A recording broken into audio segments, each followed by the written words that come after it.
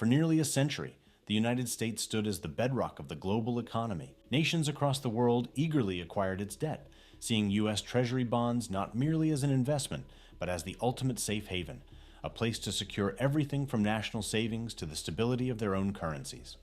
The system worked because everyone believed one thing: the US dollar would never fail.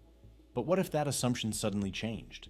Today, the United States carries a national debt exceeding $33 trillion. Every year, America needs to pay over $1 trillion just to cover its existing loans, with new budget needs piling on. For the first time in decades, people are starting to ask, can the U.S. actually afford all this debt? Adding to the uncertainty, some of America's biggest creditors are starting to sell. And none sparks more debate, more geopolitical intrigue than China. China has been one of the largest foreign holders of U.S. debt for years. You might wonder, why exactly does China own so much American debt? It's not simply an act of lending. It's deeply tied to the dynamics of global trade. For decades, China has exported vast quantities of goods to the United States, far more than it imports. This trade surplus means Chinese businesses accumulate huge amounts of U.S. dollars. To manage their currency, the yuan, and keep their exports competitive on the global market, the People's Bank of China, their central bank, steps in. They buy up these excess dollars. But you can't just hoard trillions in cash. So China takes those dollars and invests them, and for a long time, one of the most reliable places to put that much money has been in US Treasury securities, essentially lending money to the US government. It's been a relationship of convenience, a key part of the global financial plumbing. However, the landscape is shifting. Trade tensions have escalated, and the idea of China using its economic leverage has become a real factor in international relations. And data shows that China's holdings of US debt have been decreasing. Since 2021, China has reportedly sold over $340 billion worth of US bonds. And it's not just China. Even long-standing allies like Japan, Britain, and Germany have been trying to sell. This trend, combined with geopolitical friction, raises a provocative question. What if China decided to dramatically accelerate its selling? What if, instead of a gradual reduction, they chose to sell a significant portion of their US Treasury holdings, perhaps even all of them, and do it quickly? Could this truly be used as an economic weapon against the United States? Let's explore the potential consequences of such a scenario. If China were to suddenly dump hundreds of billions or even $1 trillion worth of US Treasury bonds onto the market, it would flood the market with supply. This surge in selling would drive down the price of those bonds. And when bond prices fall, their yields, the return an investor gets, and the interest rate the US government pays, go up. Higher Treasury yields mean it instantly becomes more expensive for the US government to borrow money. The US government already pays billions every day just to cover the interest on its debt, a cost that has reached historic highs.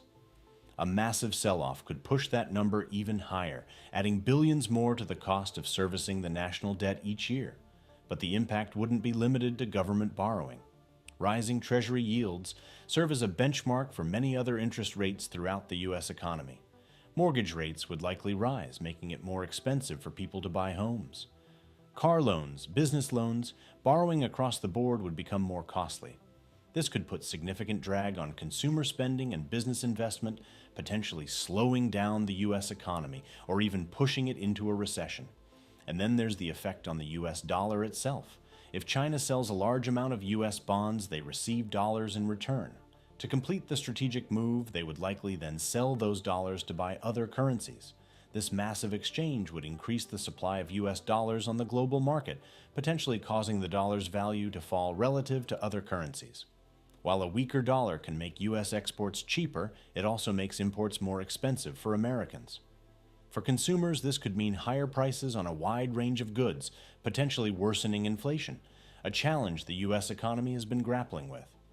Furthermore, the US dollar and US debt are widely seen as the safest assets in the world. A sudden, large-scale sell-off by a major player like China could trigger a crisis of confidence among other investors globally, potentially leading to a wider sell-off and instability in financial markets well beyond the United States.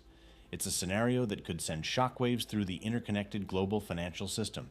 Given these potentially severe consequences, why hasn't China fully weaponized its debt holdings and triggered this scenario already?